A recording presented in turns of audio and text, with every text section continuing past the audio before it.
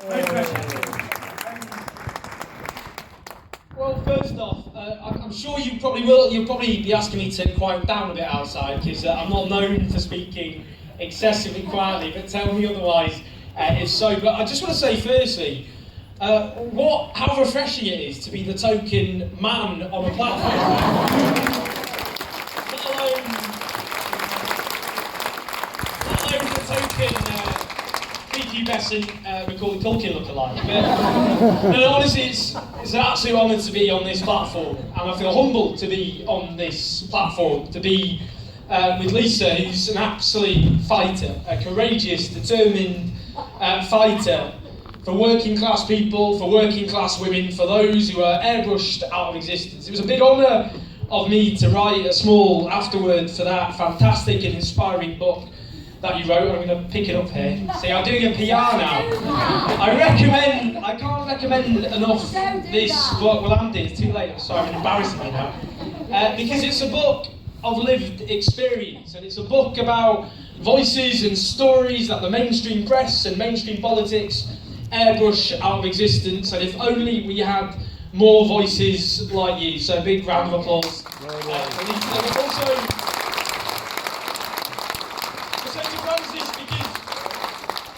I've been reading your stuff for ages now, for Donkeys and the New Statesman and elsewhere, and you're someone who articulates, again, the experiences of people who are otherwise intentionally ignored by our mainstream media and by politics as well. And this government has attempted to balance the books on the backs of disabled people, and the test of any decent, civilised society is how we treat people who are disabled, and by that measure, this society fails absolutely catastrophically. And we need voices like her more than ever.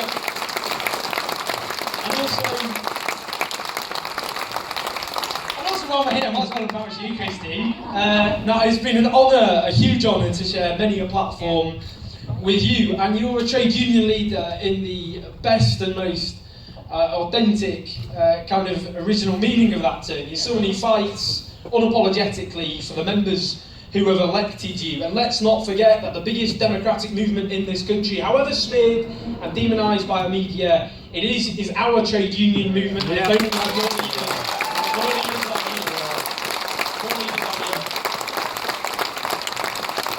And to wrap up my role of embarrassment, I'm going to say this. I was just in the pub. I hope it doesn't show with Ian Morrison. Where's Ian gone? Ian, where are you? Come on. Oh, he's outside. He's not even indoors. There he is. Now, I just want to mention this about Ian. And I've met Ian a few times. I was there with his son, and he's very proud that there he is, a councillor, Keir, named after Keir Hardie, nonetheless. He's now going to be taking over housing, as far as I know, or maybe I've spoiled that surprise there.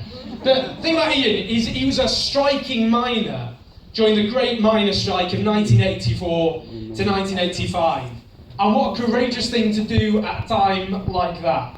That's genuine courage. At a time when people in Nottingham were demonised and that. I'll lie.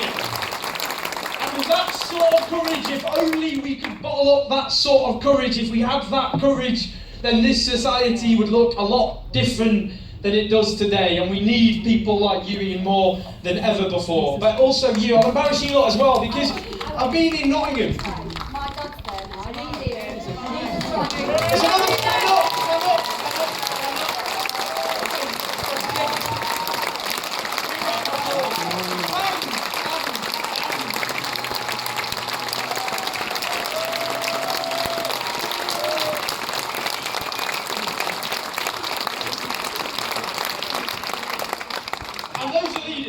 Those are leaders, and we stand by their example, people who fought against all the odds, and we remember that courage.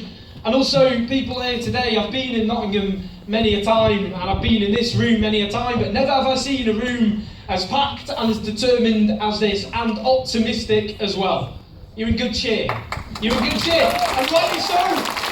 Rightly so. It's a place to be reeling and in anger and grief and all the rest of it. That optimism is the lifeblood of our cause. It's hope. And the basis of hope is that all injustice, all the problems that we face, they're temporary, they're transient, and they can all be overcome if we have enough determination, if we have enough courage, if we have enough resilience. All injustice can be overcome, and they want us to believe that injustice is a bit like the weather, that you can complain about it raining, but there's nothing you can do about it. It's just the way the world is. It's not true. All injustice is created by people, and all injustice can be removed by people as well. And that's what we're all about. That's what we're all about. And what they want us to do is they want us to grin and bear it. But we're not going to do that. We're going to grin and we're going to fight it. We're going to be full of optimism. We're going to be full of hope. We're going to be full of determination. No whinging.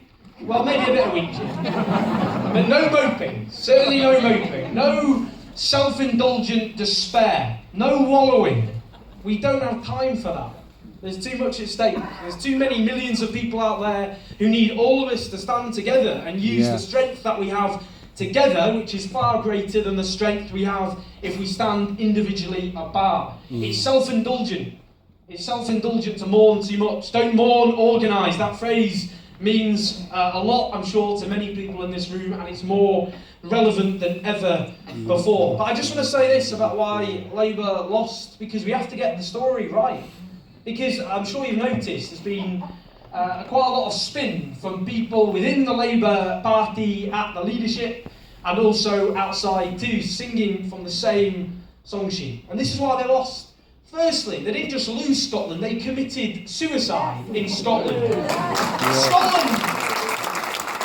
Scotland, the heartland, partly of the Labour Party, providing its first ever leaders, like Keir Hardie, the first socialist MP ever elected in this island. As a man, he first marched to Parliament in 1895, newly elected in the traditional working class garments of the time, and he stopped at the gates of the House of Commons by a police officer. He said, "Are you here to work on the roof?" And he said, "No, I'm here to work on the floor." And he's the beginning of what was